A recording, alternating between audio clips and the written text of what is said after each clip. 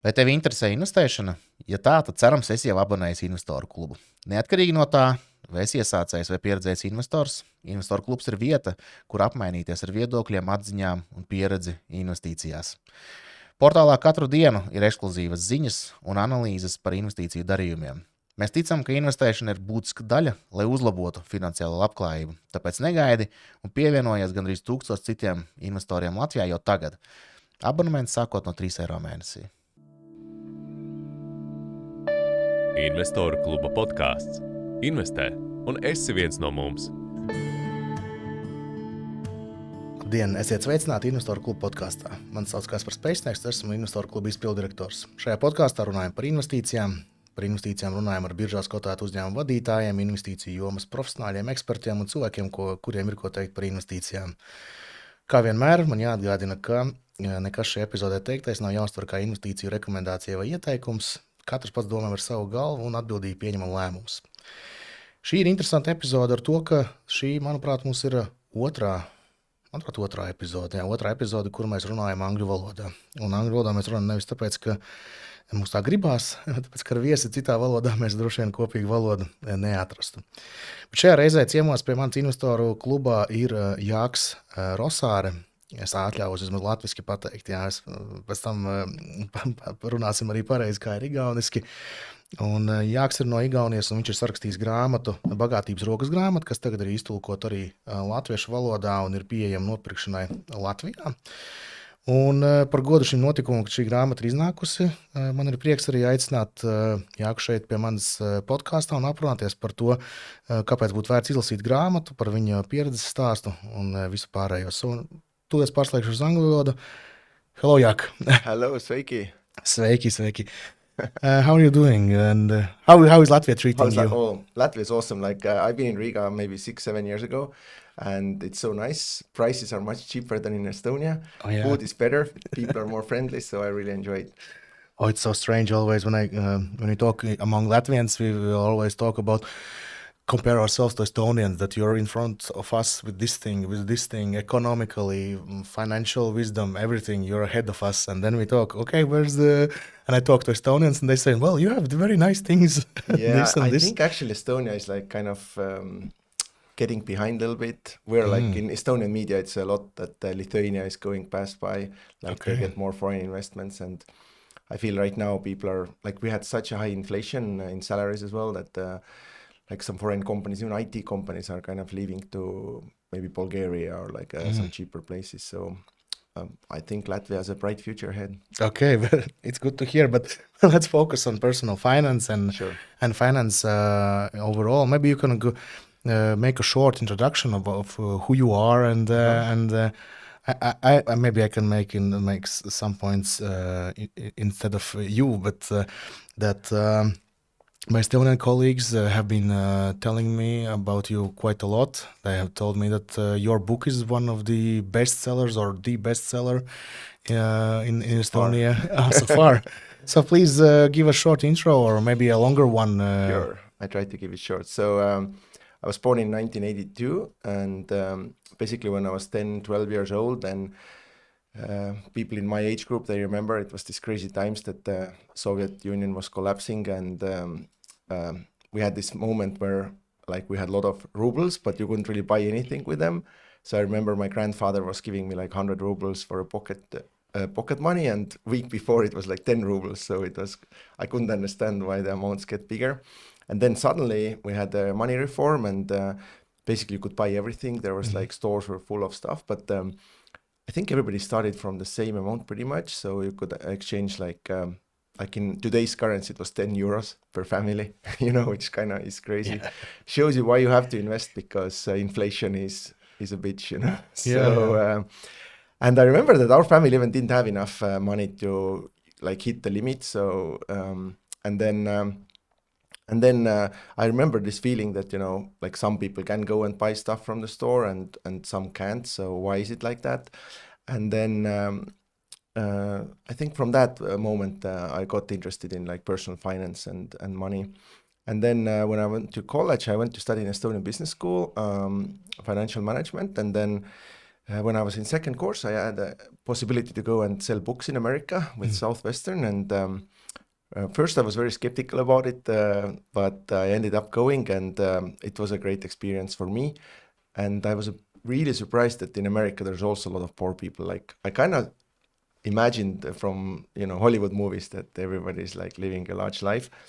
And then I met people who were even more poor than I had ever seen in Estonia, and I couldn't imagine why is that, because they haven't had like confiscations and communists and reforms and Soviet Union and all this, like if you live in America and you put even, I don't know, like $100 a month away, then in the stock market, like it kind of should work. And I discovered that even they don't really know much about like compound interest and then money. And then it was kind of passion of mine to read about it. So I pretty much read everything that was available in English. And that time in Estonia, you didn't really have many personal finance books. I think Rich Dad, Poor Dad was pretty much only one. And I felt there was like kind of gap in the market. I was invited back to my high school to talk about money and personal finance. And then the teacher asked like if there's any books to recommend. And I recommended Rich Dad, Poor Dad, but I knew it's like very real estate focused, kind of very aggressive, that, you should take a lot of debt and invest it in real estate, and very American, focused as well. And through the company and depreciation write-downs, so no tax. Exactly, things that don't really work in Baltics. So from that kind of came the idea to write the book. So I started, I think, in 2006, and it took me around 4 years to write it. So 2010 was first edition. And by luck, it ended up in national TV. So my website crashed, and it went really popular. So by now, I think there's been over 30,000 copies in print. And I've written also like follow-up books, basically about stocks, real estate. And now I'm like 4 years I've been writing this kind of follow-up book on entrepreneurship. So because when I go to schools, I often get this from kids that, have 100 euros, how should I invest so I would never have to work? I'm like, okay, it doesn't really work like that. So I kind of want to put more effort on entrepreneurship as well, not just this passive investing. About myself, so I sold books 7 summers in America, and then I became a sales manager there. And then in 2019, we started business first in Estonia, but then also in Latvia and Lithuania. So we've had direct sales. We sold like smoke alarms, insurance, and charity fundraising. And then 2022, I had my option program in the company vested fully, and I had this book, Die with Zero, that Aripäev has published, and it was really dangerous book. It kind of changed my outlook a lot. So I read the book, and it said like, if you're over 35 and you're not enjoying your money, then you're doing something wrong. Okay.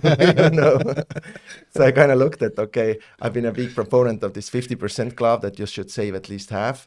But as your money grows, you kind of slowly move to 60 and 70 and 80%. So I kind of made a choice that, I shouldn't really work for money so much anymore.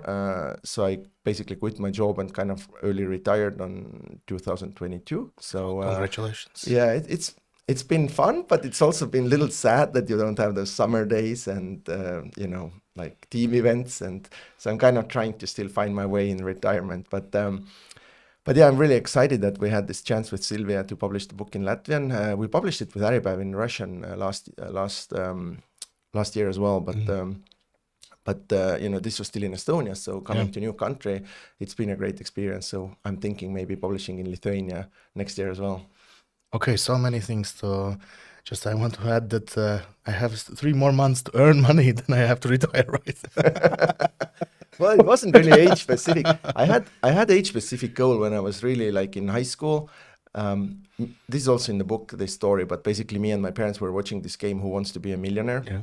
And it was million crowns, so it was 56,000 euros.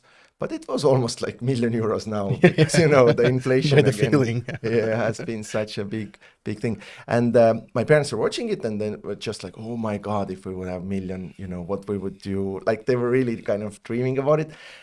And then I remember very clearly, I was like watching it, and I kind of set the goal for myself that by age of 25, somehow I will become like a millionaire or have 1 million Estonian crowns. And it was in high school, so I really didn't know how to do it. But I think this decision actually kind of drove my actions. So that's why I chose to go to sell books for commission instead of going for like a salary job. And then it was kind of magic because I hit this 1 million crowns think 4 or 5 months before my 25th birthday. And then I set like €1,000,000 goal for 30th birthday. And I missed that by like, I think 7 or 8 months. But it's kind of magic. So I'm always, in the book also, I teach people that, you should really put some goals down, written goals with deadlines. And even if you don't focus it, it kind of sticks in your subconscious mind and kind of crazy things happen. So. Yeah, but can we back to the roots of of your investment experience? Can you share what was your investment experience and what lessons you got out of it, and what can you tell others to do? Sure. So one thing that I'm kind of proud of myself, and maybe different from many other investors who are in public field, is that I really haven't focused on any one specific asset class. So I've been kind of juggling between them. With joke, I say that my first investment was giving out loans. So I have this like a notebook that my dad gave me when I was 10 years old. I started getting pocket change, and then every Friday I had to present my like accounting book for that. And like the fourth entry is giving out loan to my mom. So I gave 10 crowns and got like 11 crowns back next day. So I like to joke that it's best investment ever if you make it like annual 10% compound per interest. day, yeah. So you get 10% per day. So I should have given more. But yeah, so but I think I kind of learned a little bit about this interest. It was kind of magical that, I didn't really do anything, but I get more money back than I gave. But then in high school, I ended up reading Seppo Saario book. I don't know, have you translated I've seen them? him, yeah. Is it translated in Latvian as well? No. I think should be the next project Okay. for Aribab to translate it. It is really like a great book. So it was called 100 Evergreen Stock Market Tips or something. So who don't know Seppo, then he's like a Warren Buffett in Finland. He's been investing from 50s and he's like 90 years old now. And I had a chance actually, thanks to Aribab, to go and visit him. And he was like a big hero of mine. And that was a great moment because I was reading his book and, he was like a kind of investing god for me. So it was 11th grade, I read it. And I remember still this moment when I understood that the stock market is kind of democratic and open to everybody. Like you don't need to have rich parents or connections or any special skill. Like as a high school student, you can go and buy shares of, I don't know, Apple or Amazon. And still, if I think about it, it seems like almost too good to be true that it's open for everybody, right? It is. Yeah, like you cannot go to work in Apple or Amazon or so. So I remember reading this book. I decided that, man, I'm going to be investor as well. And I changed my email address in high school. So I had like investor at my high school name.ee. So this was a big moment for me. And then I kind of dabbled with, like everybody, I had my first stock investment in Estonian Telecom IPO in 1999. So it was just 25 years ago. I celebrated the quarter of century. It was very successful. It was straight from the Seppo's book. He had like this chapter that buy when the government is privatizing. And the example was Sonera from Finland. And I had read it. And then a week later, there was in the news that government is privatizing. So I was like, I took all my money. I borrowed money from that. And my first investment was 217 shares. And I think they were like 85 crowns each. And then they went to 120. I cashed out, paid back my dad, and I made more money than I had made in all my life with like small jobs. So I was like, man, I'm not going to work. I'm going to just play stock exchange. So I took my classmates' money and we invested. And then there was like a downturn. We lost half of it. So kind of lost my high school friends also over this. And then I actually put all my money in Hansa Bank shares and went to sell books in college. So I didn't really do much in university time.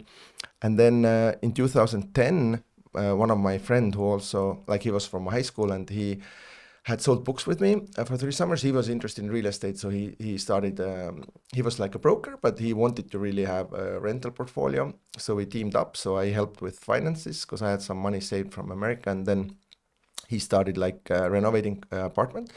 So 2010 we had our first apartment, and out of this actually grew like pretty decent size real estate company that we now have. So now we do like rental houses and bigger development projects. And then I think in 2015-16 I discovered more like bonds and mortgage-backed loans. So I think now majority of my portfolio is actually in bonds and I would say pretty risky loans also, in this bank 81 bonds. So subordinated, right? Yeah, subordinate stuff. And then I've also put together like loan syndicates with other small investors, because usually it's like 100,000 minimum if you want to buy these kind of bonds. And then I've been giving out like mortgage-backed loans for real estate developers as well. Organizējot investoru festivālu, mūsu mērķis katru reizi ir radīt tādu atmosfēru, kur tiešām neformālā gaisotnēs investoriem satikties, smelties iedvesmu jaunām investīcijām un pārdomāt, vai ir iespējams kā labāk pārvaldīt savas pašreizējās finanses. Nemitīgo pārmaiņu kontekstā šajā gadā fokusēsimies uz izaugsmi, tostarp kā investoram adaptēties mainīgajiem tirgiem. Pirmie viesi jau ir izsludināti. Starp runātājiem būs Matijas Valander no Igaunijas, Inga Bolukaminī, Valters Vestmanis un citi. Dodies uz investoru klubs.lv sadaļu pasākumi un rezervē savu vietu jau tagad. Bet, ja tu vēlies dalīties savā investīciju pieredzē, raksti uz redakciju @investoruklubs.lv. So I understand from your experience as well, you went the typical route where people think that, okay, I have some money, I want to be rich out of it. Yeah. And they have this... But it seemed so easy at first, Yeah. you didn't do anything. And like if you buy from IPO and it kind of jumps up, then but it's never as easy as it seems. Have you tried yourself some more like sophisticated or target or intentional trading, or I don't know, or I did. I think it was technical like, analysis, options? Not or... really technical. I do trade in options. This is probably the strategy I spend the most time. I kind of enjoy analyzing them, and but I'm selling options, so I'm more like selling kind of insurance. So my favorite strategy, since I try to collect Berkshire Hathaway shares, so I always like to sell like puts on Berkshire Hathaway, and then it's like win-win for me. If it goes down, I get my shares. If it doesn't go down, I keep the premium. So this is one strategy that I've been using. I was speculating, I think, when I was like, I think maybe 2006-07 when it was this boom time. So then I was buying like calls as well, and but I kind of saw that with options, usually the seller is the one who makes the money, not the buyer. So I kind of changed the boats. Yeah, but because why I'm asking that is that, of course, most of the investors or at least people who go into investments, at first they think, okay, I have a bit of money, and then I will turn it, I don't know, from 100 to million, right? Yeah. Or something like that. But then they understand later that actually you have to earn money somewhere else, like in business or job, and then you invest it and then it compounds over time. Yeah, I think it's very typical. And that's, I think that's a big part of this book as well, is that to try to make people understand that like basically to get wealthy, you need like three components, right? There's time, there's rate of return, and there's money. And rate of return is something that you cannot really control. And the differences are not very big. Like, I think 10-12% is reasonable, right? Like you cannot really expect to make 20% for large amounts of money for a long time. So, like maybe you get 10, maybe 12, maybe 18, but it's not such a big difference. And with time, it's kind of the same. Like, I was lucky. I started when I was 17. You cannot really start very much earlier, right? Yeah. Hopefully you live a long life like Warren Buffett. You can go until like your 90s, or maybe you hit 100, but also you cannot make a big difference there, right? So the component that you can make a huge difference is the amount of money you invest. And if somebody starts with 1,000 euros and I start with 8,000 euros, then it takes 3 doubles to get to 1,000 to 8,000, right? Mm-hmm. And this rule of 72 that we talk about as well, if you get 12%, then that means each double takes 6 years. So it's actually 18 years to go from 1,000 to 8,000. And I sold books. I made this $8,000 my first summer. So basically I saved 18 years just because, I worked hard and saved a lot of money. So I think in the beginning, it is very crucial that, you really don't worry so much about rate of return, but you focus on making money and saving money. And that's why I like this 50% club. Yes, please tell about it more. I see it. I'm wearing it proudly. Right, So the concept came actually from John Templeton. So he was a famous British investor, and he, I don't know where he learned it, but maybe from Bible or somewhere, but he had this from very childhood that whenever he spent like $1 or pound, he always kept the same amount. So like the saying was, if you buy something, then you put the same amount aside. And rephrased in another way is you have to always make double what you spend. so that's kind of the basics of it. And mathematically, yesterday we had a lecture for Riga University students, and you can put it in Excel. It's pretty simple math. So if you are in this 50% club, so you save half your income. I use 10% rate of return, so nothing crazy. It takes 8 years to basically become financially free. So your return from your capital will go over your monthly expenses. And then it takes another 4 years to have this, that you make more from your capital than from your salary or income. And then if you keep doing it, then I think it was like year 23 when you hit 1 million euros. I used like a 2,000 euros salary. So like exact amounts depending on the salary type, but this percentage thing works mathematical certainty. So it is pretty cool. So if somebody asks like, hey, I want to become financially free, what should I do? Like, of course, you can hope with a lottery or marriage or, grandfather, but the sure thing to do is save half your income, get at least 10% rate of return, like, put it in S&P 500 index or whatever, and then mathematically it takes you 8 years. And then, as we talked before as well, as you grow older and money works for you, it becomes easier and easier to be in this 50% club because, you have passive income coming in also. So now I'm also teaching for the guys who are like in my age group, 40s and 50s, that, you shouldn't go crazy. Like you should still keep 50%. So, because I know people who are really big fans of investing and they're in 95% club. So they, save everything. And then I think it's also a little bit struggle in that sense that if you have been saving and very much been, not like you see money only as a tool for investing, not as something that you can spend. To make this move from spending more is pretty hard. So like it's a good problem to have, but it's still a problem. So I think that's why it's a cool concept, because it also keeps you from being like a tightwad and being the richest guy in the cemetery. But it basically helps you to get to the top and then also make sure that you enjoy life when money is working for you.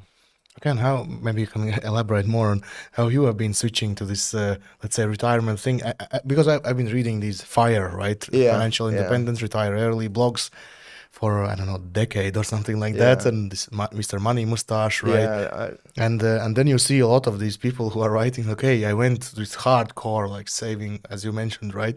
And then they retire, and it's like, okay, what's the purpose of life? I don't have to do, I don't know what to do, right? That's why I kind of like investing, is that it is and should be like a lifelong hobby. Yeah. So and I think it's the best job in the world in that sense, that you get better as you get older because just your money gives you more tools, and it's a percentage thing. So I think it's a great thing. But I never had this kind of dream that I hit certain level of money and then I blog from everything and I just watch movies all day. And I think it's hard for people, like especially entrepreneurs. Like I've had many friends who've hit like they've sold their business for a couple of million euros or close to 2-digit million euros, so they have enough money for rest of their lives, and then they usually go crazy for a year. Like it depends if they have kids and wife as well, right? But they travel and they buy a sports car and most of them are back in business like next year. So they really enjoy the process of business and working with people. But I think like a certain level of money just gives you this kind of like a freedom from stress, I think. So so that's a good thing. And also with this FIRE movement, I understand people kind of are in two categories. So in first category is that you really try to cut your expenses to the minimum so you can hit it as fast as possible. I think it's doable, but it has to be more like philosophical. So I know some people in Estonia also are just very minimalistic thing, and they usually are like thinking about the environment and their carbon footprint and things like that. If you do it this way, great. Then it's not like against swimming against the current. But if you just do it this, that I would really like to buy a sports car, but no, I'm not gonna buy it because I wanna be early retired, then I think it's not as good.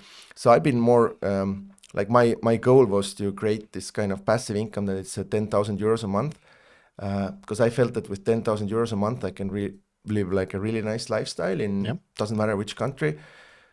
Now I have 3 kids, so I have to kind of push it up a little bit. So, but basically, I think the change was like in 2008, 2009 when I went from measuring my net worth to measuring my monthly cash flow. And I think lifestyle-wise, I think it's much better because like it's great that you have Berkshire Hathaway shares and they grow up, but like, you know, they don't pay dividends, so you really don't use it.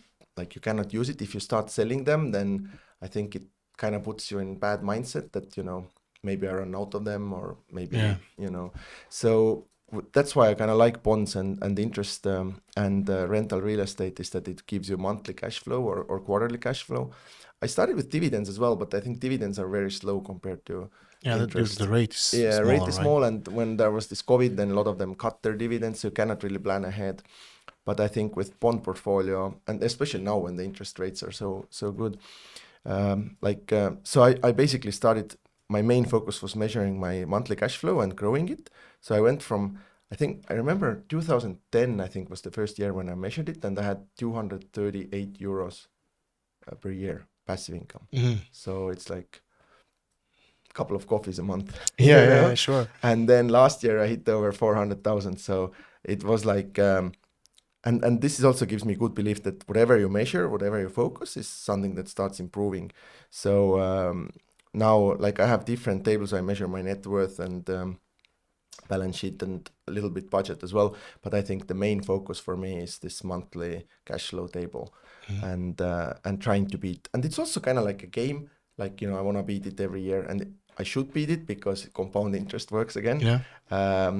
But it is, and then this actually gives you lifestyle improvement as well, because this is the cash that comes to your account, and then you always have a choice like, okay, should I spend it? Should I invest it? And I try to keep this 50% thing again, that, you know, I keep half of it and half I pay dividends myself and just spend it on lifestyle. Okay, so now you're more actively pushing this also spending part, right? As well, to enjoy it more, right? Yeah, like I said, there was this book, Die with Zero. Ariba published it in Estonian. It was gifted to me, and I talked to the author as well. So the author was like an oil futures trader in America who hit it really big. And then he kind of started analyzing very analytically his lifespan. And basically what he found out was that most people, they postpone their experiences like too much. I felt this when I was in New Zealand with this group of pensioners, like mainly 60 and 70-year-olds. Like it wasn't as fun anymore, you know, like we didn't do any rafting or any bungee jumping or cycling, or, you know, we pretty much just drove bus to the one waterfall, and then everybody walked, took a picture of waterfall, went back. So there are some experiences that you definitely should do like younger. And I felt I was skiing last week in Finland with kids, and my daughter, who's 5, she started learning snowboarding, and I understood that I'm too old for learning. Like I'm most likely not gonna learn snowboard in this life. So it's kind of sad and crazy feeling, because I had it in my bucket list that I want to learn snowboard, and I just saw how painful it was. Like, you know, you fall, and I'm almost 100 kilos, so if I fall, it's not nice. So I was just skiing, you know, and then it hit me that this is life, that, you know, every year some of the opportunities kind of will close. Same with kids. Like my youngest one is now 5, so we're still reading, but like my oldest one is 14. So I made this joke one that, hey, Jāka, let's go, I read your book. And he was like looking at me like, what the fuck? You know? So this book basically, what it taught me was that you take your goals and your bucket list items, and you actually put them in like year gaps or age gaps. So I kind of divided my life into this, that right now I'm in this stage that I'm still physically pretty well, and I have small kids. So I shouldn't really play golf right now. I should more focus on, you know, going to safaris with kids and do more stuff with kids, because in 10 years time, they're all gone. Yeah. Then I have enough time for golf, right? And then there's some experiences like, I wanted to cruise Alaska. So this is very fine to do when you're 70, like you're cruising Alaska. So it's like thinking about your goals more on this lifespan, I think it's a big thing. And then what was kind of surprising from that book, that I thought that, you know, I'm 42, I'm still pretty young, but he kind of hit you in the heart, you know, like your peak years are actually when you're like 30, 35. From that, even if you work out and everything, like slowly, I feel this with alcohol, like when I was in 20s, man, you had a big party and you could have a party next day. Now I have a big party. It's like I'm off next 2 days, Yeah. So this book, and it starts, the first sentence is kind of like, you're gonna die, so get ready, like this. So it made me feel like, or think why I'm investing in the first place, because sometimes I think investors, they find themselves that it's almost automatic and they're in the community and they never think, why they invest. So I have in one Excel table, I have my net worth and divide it by yearly spending. And it shows like, how many years I could live off from my portfolio without any rate of return. And I think it's like 60 years or something. And I'm 42, so unfortunately, most likely, unless science improves, I'm not going to be doing 60 years. And most likely portfolio will grow as well, right? So, and I never thought, I just, I'm going to get this number higher and higher and higher. And then when you think about it, that you cannot really take this money away, like to the next world, right? So what will you do with this money? You either give it to charity, you spend it all, or you give it to your kids. And then also point from that book was that you should do this before you die. Like when you want to give money to kids, don't wait until you're like 80 and they're 60 and then you give them money, right? Don't need anymore. Like they say like that, I'm also 60, I can't do this Porsche riding anymore. So I actually gave money to my kids last year, and I helped to invest this money, and so trying to basically take this regular idea of retirement by age of 65 and just take it earlier. That was main point. Okay, maybe some practical questions. You said you were measuring your net worth and this monthly income from. Maybe you can share some good tools to use that, or it's the old Excel. I'm really like old Excel guy. Okay. I had this challenge. There was one guy who wanted to create this. They created Balance. This is like this app that you can track, and like the birth of Balance was that this guy said like, hey, why are you still using Excel? And I said, there's nothing better than Excel. And he was like, no, we come up with something that's better than Excel. I said, I don't think so. But I think it comes down again, when I was little, then my dad brought first computer home, and it had like Excel. So that was my kind of favorite program to play with. But I think part of it is also why I think I like it is that when you put those formulas in yourself, it's almost like in school they want that you write things through, that this kind of goes deeper in the memory. I think if you use somebody else's program or spreadsheets, then you don't get the same kind of feeling. So that's why if people ask, I send them my Excel, but I say that you probably should kind of use it as a template, but create your own. I once sent that. I had like one sheet which has all my passwords. I sent it with the passwords. Okay, yeah, that's very dangerous. Yeah, so I'm now a little bit more careful with my passwords. Yeah, about this writing down, I had one investor here as well, and he was telling about his investment process, and then when he's looking for a new company, like analyzing for investment, stock investment usually, then he goes through like at least 10 years of reports, and then for each year he reads the annual statement, takes out the main financial measures, what he needs for his own calculations, and put it in a Google this sheet, right? And then go through this way in 10 years and calculates everything, and then he says, okay, and then you have a feeling of what's this. I hope his portfolio is big enough that time-wise it kind of makes sense. Yeah, otherwise, it is, yeah. Otherwise it's like, I saw a lot of small investors. Hobby, like lifestyle as well. It has to be hobby as well. Yeah. I used to do it as well. I enjoyed it, but then I just saw that it didn't really give me good results. That this was one of the reasons I actually, like my wife wanted to buy Apple. It's a big chapter here as well. In 2003 or 4, when it was even before iPhone, because she was a graphic designer, and I did like Apple reports, and back in the days it wasn't very good before iPhone. So I was like, whoa, it's very expensive, don't buy this. But she kind of loved Apple products. So as I'm been growing older, especially with American companies and like global companies, I think these finances might just kind of lead you off.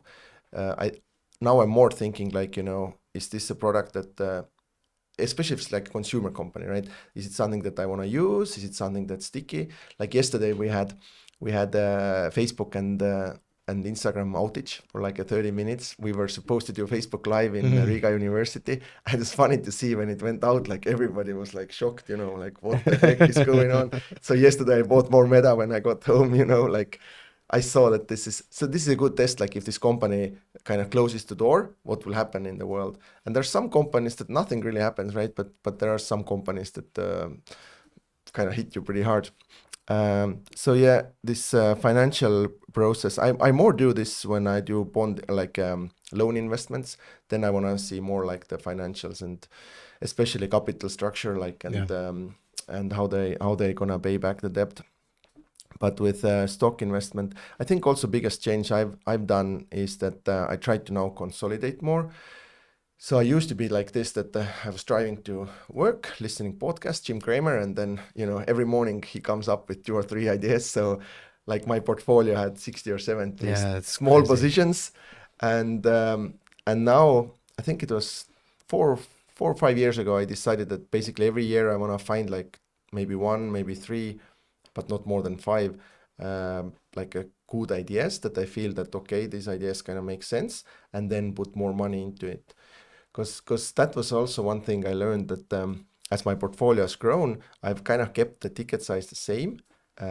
It's like comfortable for me to buy like 10,000 or 20,000 something, but, you know, kind of need to more think as a percentage. So like I've lost out a lot of money in that I have a pretty good idea, but I still out from habit, I put my 10,000 in. I should have put in like 100,000 in.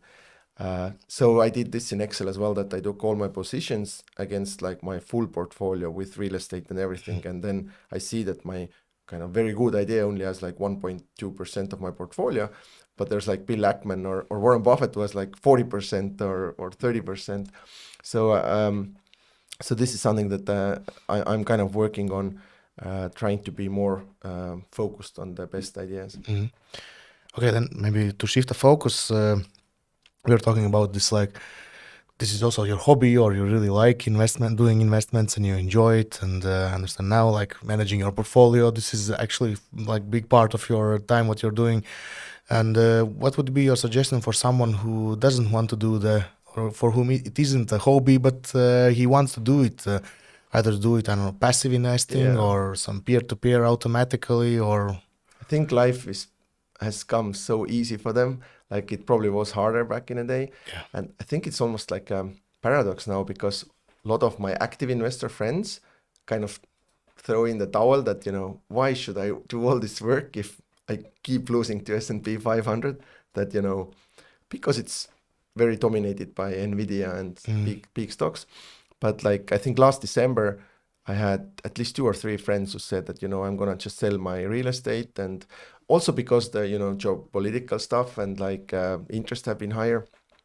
I have like work with tenants, and basically I pay all my money to bank. And then this guy just has S&P 500 and goes to cycle in the forest, and, you know, so it is almost like a paradox that, and it kind of pisses me off a little bit that in investing and Warren Buffett says that you don't get points if it's very hard. Like, you know, it's not like ski jumping or something that, you know, the hard, like you get points if it's very nicely done.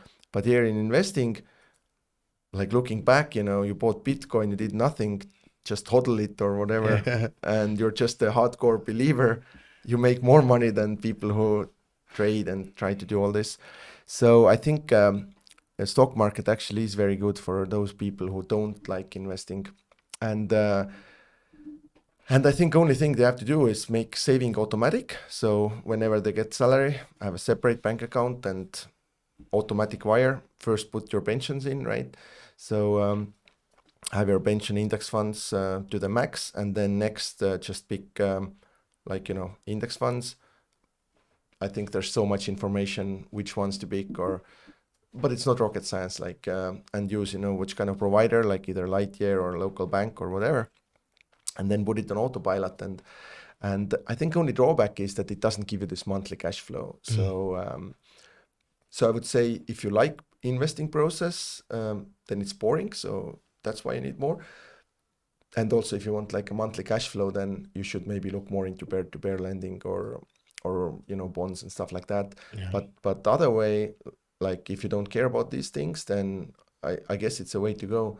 It's sad, because it means that we have more money going to Nvidia and Meta and Apple, but that's life. And I think it will change at some point, right? let's hope so, yeah. And also this it will be painful, but it will change. Yeah, I think like so. we were yesterday talking about this, that when will the Baltic stock market kind of awaken again? And I think it also, in a funny way, gives then more opportunities for those people who are willing to, look around. So I guess it's in a good thing as well.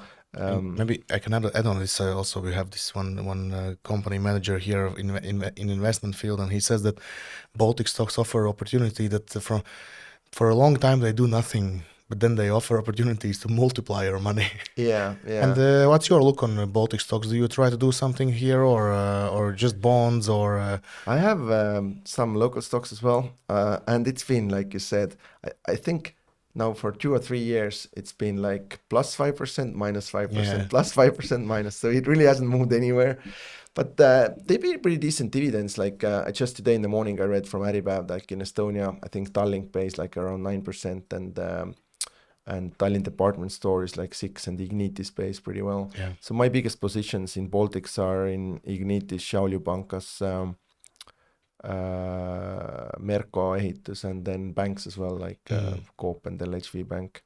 I think with banks... And this also goes to cash flow, this portfolio side, basically, right? Yeah. So they give you, like, dividends. And Delfin Group is also one I have, both for bonds and dividends. And I think with banks, it's very interesting, like, because I think everybody was expecting them to have really big losses in this cycle as well. And not yet. Yeah. But they're still waiting for that. Yeah. And we are organizing every year like a real estate conference, and I'm also active in real estate development, and we have bank loans from Coop and others. And then my theory is that this cycle is a little different because first we had very high inflation, so this really helped people to pay their loans. And then the second is that banks are so much more conservative. Like if I compared last cycle and this cycle, 2007, 6, right? Yeah, and 110%. It's hard for me to see, like, how we would not pay back the bank, because we would lose all our own equity first, and also what I discovered, which maybe is not in the prices, is that there's a lot of alternative financing. So whenever you have trouble with bank loans, there's like Estate Guru and like private investors much more. There's so much more capital around that people who have done some exits, either from IT companies, but also like just small like family businesses have been, sold more. So there's so much more this capital that you could kind of use to help you to pay back the bank loans. And I don't see really big losses coming for the banks, and if the interest rate kind of keeps as it is, I think they might still be a good investments. I have a big position in Swedbank as well. This should be legal, that they just mint money and don't pay. they had this bank tax in Lithuania and in Estonia. Do you have it in Latvia as well? We have it a bit differently. We have this. They have to pay corporate income tax. Otherwise, we have the same. So it's the same in Estonia. That they have to also pay. They put on additional this compensation mechanism for mortgage borrowers. So basically, mortgage borrowers will get 2% of interest back this year, and this is paid from by banks. Yeah. Okay. So Estonia is the only one who doesn't do anything, and it was so funny. Like, they had all the bankers go and visit like the prime minister, and then the bankers basically said that, okay, we're going to pay really big dividends because government makes then the income tax from the dividends. But they didn't say that next year the dividend tax goes higher. So they anyways should pay big dividends, and they actually win money. And it was served as a big win for the government. So like, I feel really bad that, now because they couldn't take money from the banks, now we have to raise, like, we raised all kinds of tax in Estonia. We have car tax coming, we have VAT, right? Yeah, VAT went to 22, and also it's like they say that VAT tax went up 2%. It didn't went up it went up 10%, because it was 20 and now it's 22, right? But people always say it went up 2%, so no worries.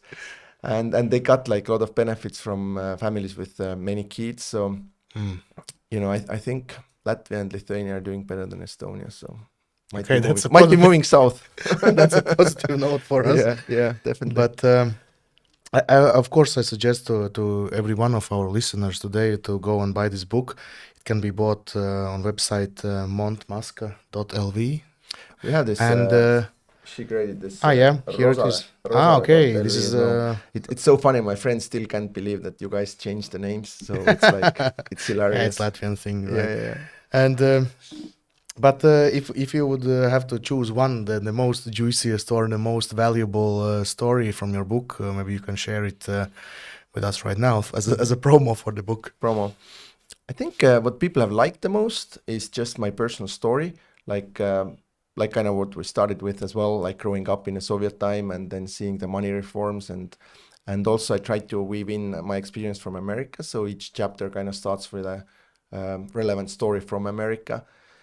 So this is what people have really appreciated. Feedback I got from readers. It's been funny. I've got from some high school kids that, hey, this is the first book I've finished in my life. Okay, this is very good. I take it as a compliment that it's kind of easy written. But I think as a benefit, I hope it will change your money mindset in that sense that at least in Estonia, when like bank people go to schools to talk, they always talk that you should save money, but they teach that you save money for spending later. So they never mention that you save money to create capital, and they don't even mention capital or capitalism. And it's very weird because we live in a capitalistic world, and there's no class that teaches you how to make capitalism work. Like capitalism means that you have capital works for you, you don't have to work. And I tried to kind of get this point across that you save money to create your capital, because if you didn't have rich parents, then you don't have capital, and it's very shitty to be in capitalistic system without capital, right? So in like you save money to never spend this money, and this money is like a chicken that will start laying eggs, and then those eggs you can spend. So I hope this mindset kind of comes along, and that's probably the biggest benefit, I hope. And then there's some just thanks to Silvia who published it in Latvia. We had like interviews with Delfin and Indexo, and so there are some like local practical things, how to set up your pension and so on as well. But yeah, so I hope everybody will find something from the book. Vai tevi interesē pasīvā ieguldīšana?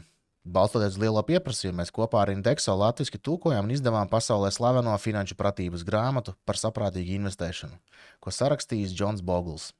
Bogls ir kaismīgs pasīvās investēšanas stratēģijas aizstāvis, jo viņuprāt ieguldītājiem tas ļauj ar būtiski mazākām izmaksām sasniegt labākus rezultātus ilgtermiņā. Grāmata pasaulē guvusi atzinību ar tās praktisko un plašam lasītāju lokam interesanto skatījumu uz akciju tirgiem. Šī grāmata būs lielisks papildinājums tavam grāmatu plauktam. Lai iegādātos grāmatu, dodies uz investoru.klubs.lv sadaļu grāmatas. Are you willing and can you share some biggest losses in your investment journey, and what was your main learnings out of it? Yeah. So yesterday I had this graph with my net worth on, like for 25 years that I measured, and it looked pretty well like this geometrical chart. And that's the beauty of compound interest, that if you don't have really big losses, if you're like kind of diversified, then compound interest will kind of take care of the losses. And also I've been doing active work as well. I've been doing lectures, I'm selling the books. I sold in America, so I've been adding like capital every year as well. But my biggest loss is, I think the most famous loss that got pretty much press coverage in Estonia at least, was I was shorting Tesla in COVID crisis, and Tesla went up 10x against my short.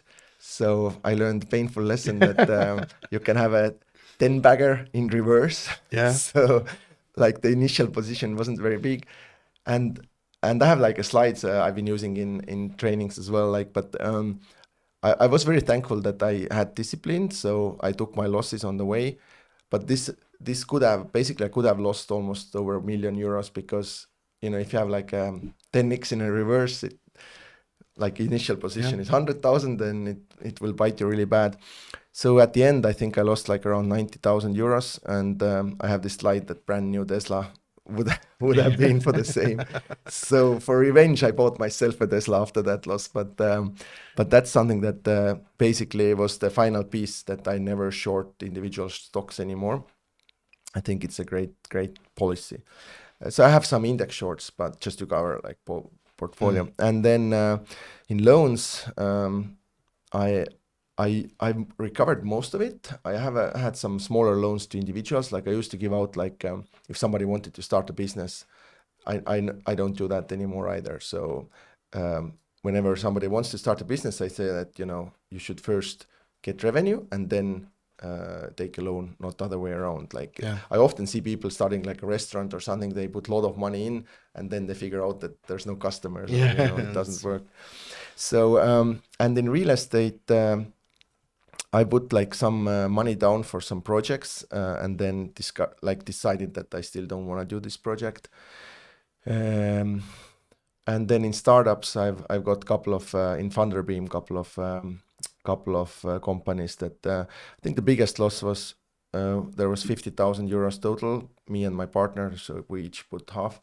And it was very good lesson also because we followed one very famous startup investor who's been in Bolt and others, and he was like a lead investor there. So I thought he had done all the due diligence, and then I found out later this company makes like a lighting equipment for Hollywood movies, so it's very high tech.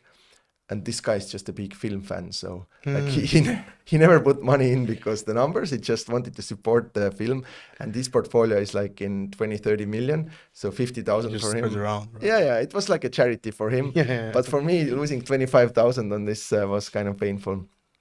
So, but yeah, like I tried to keep, and I think this is important for investors as well, to understand that if you lose 90%, then you need 900% return to get back. Gain back, to zero. Not zero. Even covering inflation. Exactly. Nothing. So basically, you're pretty much done if you lose 90% of your capital.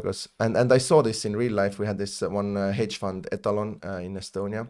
There was one guy who had like been, basically he was like a golden boy of Estonian investors. So he traded and he invested a lot of money in LHV before IPO. So he made over 2 million euros out of the IPO.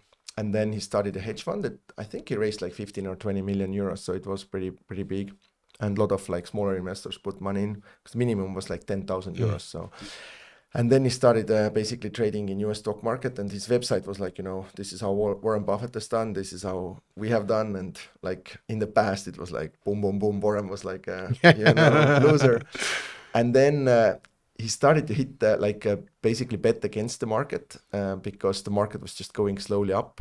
And like theoretically, I think it was like 1 in a 2 trillion chance that it will go on, but it goes on sometimes. It's not like a science. And then he couldn't really put any stop losses, so he was like doubling down, and he burned like this 15 million in 6 months just betting against the market, like because the math was on his side, but it wasn't like a real math. And then the value of each share went from like the initial value was 1, so it went to like 0.09. And then now he's been successful, so he's been getting from 0.9 to like 0.15, but you're still minus 85. And I keep telling him that like you should start a new fund. It's kind of pointless. You cannot work. So this is why I think it was a good lesson for me that you shouldn't, risk it all. And like markets are never, like they can be unlogical or illiquid or whatever. But on this point, maybe you can go on a bit further about diversification. How do you look at it, and how do you practically apply it? Do you set some limits for positions or asset classes or I try to be pretty opportunistic. So usually, I think we had this investor festival in Estonia in January, and Marko Olo, one Estonian investor, he had a really good slide that I liked. He basically had different asset classes, and then under each asset class, he wrote like what's his age, or why he thinks he can beat market in that asset class. And like with US stock market, he said, I don't really have an age, which is true, right? So, but there can be this age like with Bitcoin that I can just hold it. I have this muscle, or I'm very stupid, I don't care, I can hold it. So it can be different ages, but you need to have some kind of age. So he basically analyzed it. And I think I have the biggest age in loan and real estate market because I have a good network in Estonia, so I have good pipeline of deals. I thought I have it also in startups, but in startups, it's this that it's very top heavy. So like the very best deals go to like ex-Skype founders and ex-Wise and Bolt founders. So the deal flow I got was like next best, but next best is pretty shitty. So in startups, only the top is the best, right? So I really haven't invested much in startups anymore. But in loan, so whenever some good loan deals come to me, I kind of need to find money for that. So I try to look into this, that if the loan deal is 12% plus in a year, it's better than stock market average. So for me, it makes sense to invest there. And and then I have some real estate investments which are illiquid, so you cannot really do much about it. And then I used to use leverage pretty heavily as well when it was this zero rate environment. So we had these golden days like 3-4 years ago that the interactive brokers gave you the margin loan for like 1.3% for euros, and you could wire it out. So I had a personal portfolio of around 500,000 there, and I basically just took 200,000 and put it in loans. So, but they changed like these rules, I think, a couple of years ago, that you couldn't take the money out anymore. I think it was connected with switching this jurisdiction from same happened UK to Hungary. Yeah, same happened in LHV as well. That I had like a balance against my stocks, and this balance was like earning more interest in loans. And then they one day called me that, hey, we cannot do this anymore. So I'm actually thankful because I closed it, and now the interests are so high. Like I think yesterday I got email that LHV Bank dollar margin loan interest is, can you guess how high it is? I don't know. 9.75. So if you do margin loan with 9.75, it's very hard to make money, right? Yeah. So I used to use this, and now I've been using this, that I have some friends who have done exits from the companies. And then basically we have a deal that if I have a good deal somewhere, I can borrow money from them, and it's like pretty flexible loan. So I've used this as a kind of credit line when I have some deals available. And it's funny, I met some interesting people. I met one lottery winner he was working in construction in Finland, like a typical Estonian young man job. And then he went to buy a beer Sunday night, and he bought one scratch ticket and he won 4.5 million euros. So he wrote me that, hey, you seem to know something about money. Like I have this 4 million euros and I don't want to blow it. And I don't want anybody to know it. Because, if your friends find out, then... Yeah, and then so you have to share. Yeah. So I've been investing some of his money, like he's been giving loans to me. But it's been fun seeing how people make money. So I also have some YouTubers, pretty wild, again, like people are living in the middle of forest doing some random stuff, and they have like 1 million subscribers in YouTube, and they make hundreds of thousands of euros out of YouTube. So yeah. Okay, very, very nice. Maybe on the last note, we're approaching the end of our conversation. Maybe you have some general wish or... I want that you guys do also this outdoor investment festival.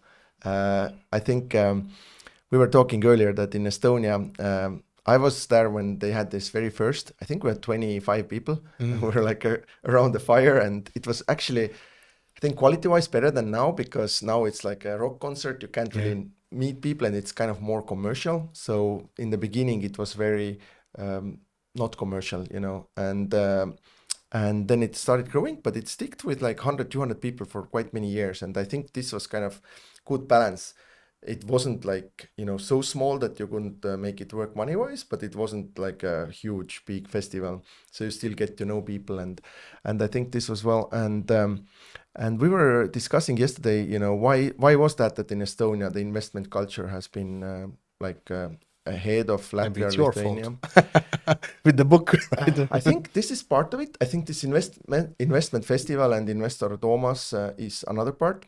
But I think big thing was, and what we're doing in Latvia as well, when we had this book, then we had some sponsors. So we printed 10,000 copies, and we gave in 2012 every graduating senior in Estonia a free book. So basically, like all generation of graduates got a book, and this was 12 years ago. So now they're in their 30s. So now they are in prime investing. So we tried to do the same in Latvia, that we had a sponsor printing 1,000 books. So we start with 1,000, but hopefully we can go bigger. And then for seniors, we have we have Southwestern people and others who go and do lectures about financial basics, and then they give out free books to students as well. So this, like, kind of slowly, I think, will help this culture. So I hope that you guys have a good festival, yes. And then invite me to speak as well. Yes, we'll do. We'll do. Cool. Okay, thank you, Jak, for coming and joining me on podcast. Thanks, Kaspars, for inviting me. Ko klausītāji? Es ceru, ka visu sapratāt, visu uztvērāt, bet ja visu ne līdz galam, tad ir jāmeklē rokā grāmata, bagātības rokas grāmata, kā ir atrodama mājaslapā rosare.lv vai arī montmaska.lv, un lasām, izglītojamies un veicam aktīvas investīcijas. Un tiekamies jau nākamajā reizē citās epizodēs. Paldies jums, visu labu!